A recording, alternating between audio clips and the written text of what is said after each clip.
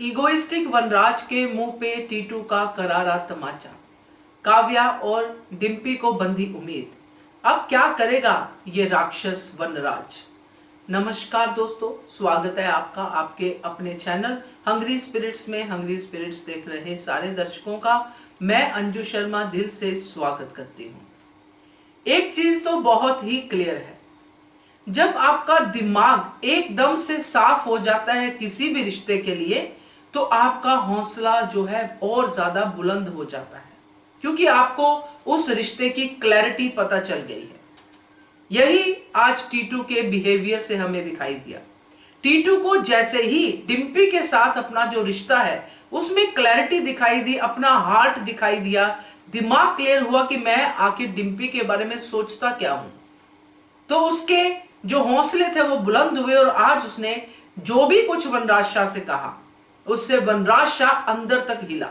उसके पैरों तले से जमीन खिसक गई। उसको लगा था कि दो धमकियां दूंगा, टीटू को भगा दूंगा, ये टीटू चीज क्या है मेरे सामने।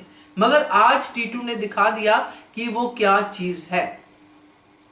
चलिए बात करते हैं इसके ऊपर। पहले वही निवेदन, जिन्होंने अभी तक चैनल को सब्सक्राइब नहीं किया है कर लीजिए। साथ में दोस्तों बेल आइकन दबाइएगा ताकि आपको हमारे वीडियोस के नोटिफिकेशन मिलते रहें। एक चीज जो इस धारावाहिक में सबसे ज्यादा हम सीख रहे हैं कि जो समझदारी है वो उम्र के साथ नहीं आती है। समझदारी जो होती है वो एक्सपीरियंस के साथ आती है और आपके अंदर के जो फीलिंग्स हैं उनके साथ आती है। क्योंकि अगर आप ह्यूमैनिटी को मानते हो तो आपको समझदारी जल्दी आनी शुरू हो जाती है। अगर आप नहीं मानते हो, नेगेटिविटी को ही हमेशा वेलकम करते हो, तो आप हमेशा गलत फैसले लेते हो और गलतियां ही करते हो और एहसास भी नहीं करते हो कि आपने गलतियां की। वनराज शाह के साथ भी यही है। उसको लगता है कि मैं दादा हूं, मैं बड़ा हूं, मैं कमाता हूं, मैं ये हूं, मैं वो हूं, और मैं के चक्कर में वो हमेशा गलत फैसले ही लेता आया है। बच्चों की परवरिश गलत, पोते की परवरिश गलत, अपनी बहू को बेटी नहीं बल्कि बहू ही समझना और कहना कि बेटी है, और उस पर जुल्म करते रहना, उसको एक कैद खाने में कैद रखना, ये भी गलत।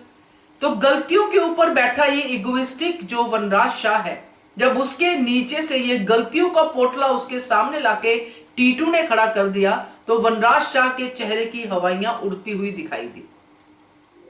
और बहुत सही तरीके से टीटू ने बात कही, क्योंकि टीटू ने इन 5 सालों में देखा कि मैं डिम्पी के बारे में क्या सोचता हूं।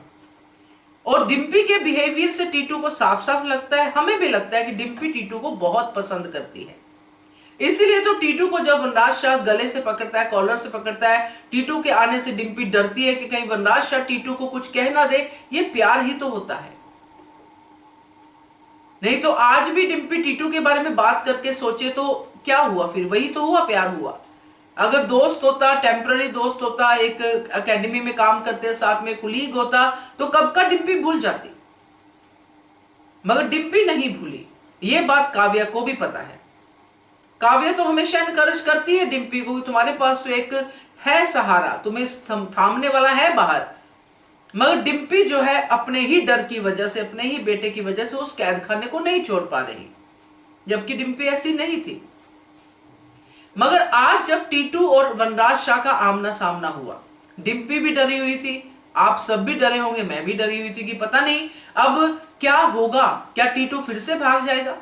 मगर जैसे ही टीटू की आंखों में देखा हमने कि टीटू वनराज शाह से आंख मिला के बात कर रहा है, और जो भी बातें डिम्पी और काव्या या किसी और को कहनी चाहिए थी जो घर के अंदर है, वो सारी टीटू ने घर के बाहर रह के कह दी।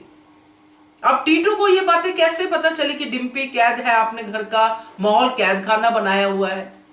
कहीं ना कहीं से तो उसको महसूस हुआ ही होगा ना, क्योंकि इसका मतलब है कि टीटू जो है आता जाता रहता था और उसको देख के ही पता चलता था, डरी हुई डिम्पी के चेहरे से ही पता चलता था जब वो पिछली बार मिला था कि डिम्पी खुश नहीं है। जो माँ अपने बच्चे को सिर्फ उस समय देख पाती है, उस समय उसे खेल पाती है, उसमें ममता नौशावर कर पाती है, जिस समय दादा और परदादी सो जाते हैं, तो उस डिम्पी का हाल क्या होगा। तो ये जो डिम्पी है, डिम्पी मुझे लगता है इस घर की, इस सीरियल की सबसे ऐसी कैरेक्टर है जिसको कर्मा इतनी जल्दी रिटर्न मिलते हैं कि क्या ही कहना। घर से भागी तो इतना बड़ा कांड हुआ, अपने घर से भागी, प्रेम विवाह किया जो उसके साथ हुआ था, जिसके लिए अनुज और अनुपमा ने उसका साथ दिया था, उसको फिर से स्टैंड किया था। फिर उसने अपनी उड़ान भरी, फिर उसके अंदर नेगेटिविटी आई, फिर उसने बैड कर्मा किए, फिर समर से शादी की, फिर बैड कर्मा किए, समर की डेथ हो गई, फिर से कर्मा वापस मिले।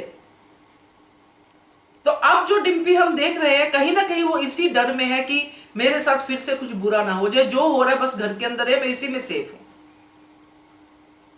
तो ये जो चीज हम देख रहे हैं अब जो होने वाला है, क्योंकि टीटू ने सब कुछ वनराज शाह के सामने कह दिया, अपने प्यार का इजहार भी कर दिया, उससे सुन भी लिया वनराज शाह से, और रिवर्ट में उसको वनराज शाह को सच्चाई दिखा दी, आईना दिखा दिया भाई, जो करारा तमाचा मारा कि तू कब तक जिंदा रहेगा भाई, जो इतना अकड़ के चल रहा है, इतनी ईगो में अपनी ईगो को बढ़ाता ही जा रहा है, तू कब तक अपने पोते और अपनी बहू के साथ रहेगा। और एक बार उसको बेटी समझ के तो देख, बोलने से क्या होता है कि बहू और बेटी, मेरी बेटी है डिम्पी, मेरी बच्ची है डिम्पी, क्या बच्चों का ये हाल करते हैं पेरेंट्स? क्या पाखी का ये हाल किया है जो बाकी है? बचपन से लेके आज तक पाखी बेटी है तो पाखी की तो हर बात मानी है। तो ये सारी बातें टीटू ने वनराज शाह को कह दी हैं। अब यहां पे वनराज की ईगो तो बहुत बड़ी है। अब ये जो वनराज शाह सुन पाया है टीटू से, उसमें उसको सच्चाई दिखी है। अब ये डिम्पी के प्रति क्या करता है वनराज शाह? दो ही चीजें हो सकती है, क्योंकि वनराज शाह अंश को तो कहीं जाने नहीं देगा,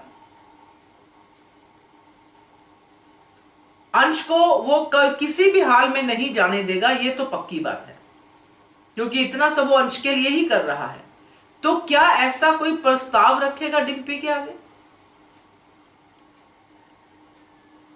कि उसको किसी को घर जवाई बना के घर में लेके आएगा, या टीटू को ही ये प्रस्ताव देगा?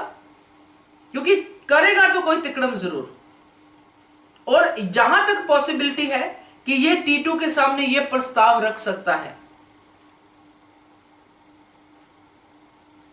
तो देखते हैं, क्योंकि अगर वो टीटू घर में आता है तभी तो ट्रैक आगे भी बढ़ेगा, और इस प्रस्ताव के साथ वो आगे कैसे कैसे खेल खेलता है, या फिर वो बॉस का लड़का जो पहले घूम रहा था अभी कुंवारा होगा तो शायद, मगर नहीं, ऐसा नहीं करेगा। ये कुछ ऐसी तिकड़ में लगाएगा जिससे कि ये पूरा भवाल उसके हिसाब से सॉर्ट आउट हो जाए, और इसमें ज्यादा पॉसिबिलिटी यही है कि टीटू के सामने ये प्रस्ताव रखे, क्योंकि टीटू का तो कोई है नहीं। और यहां पे अगर ये करता है, टीटू घर में आता है, एक मेल स्पोर्ट घर में आती है, और फिर अंश भी कहीं नहीं जाएगा। बाकी तो आगे इस घर में रौनक अब लगी रही है पाखी की वजह से, तो ये घर अब वापिस से वो शाह हाउस बनेगा बिना अनुपमा के, जिसमें क्लेश तो होंगे, मगर क्लेश के बाद पॉजिटिविटी नहीं होगी, सिर्फ नेगेटिविटी होगी, और क्लेश और बढ़ेंगे। तो ये मुझे लग रहा है दोस्तों, आपका इसके बारे में क्या कहना है जरूर बताइएगा, क्योंकि ये जो अब आज जो देखा है वनराज का लास्ट वाला चंक जो टीटू की स्पीच के बाद है, उससे लग रहा है कि वनराज शाह अब कुछ ऐसा करेगा जो हम सोच भी नहीं सकते। जो ये हो सकता है कि हम सोचेंगे कि और सख्ती करेगा और ये करेगा और वो करेगा, मगर नहीं, वो इसका तोड़ निकालेगा। बताइएगा आपका क्या कहना है। Keep watching Hungry Spirits channel. Thank you so much. Subscribe to our channel by clicking the subscribe button. Click the bell button and enjoy the latest uploads from our channel.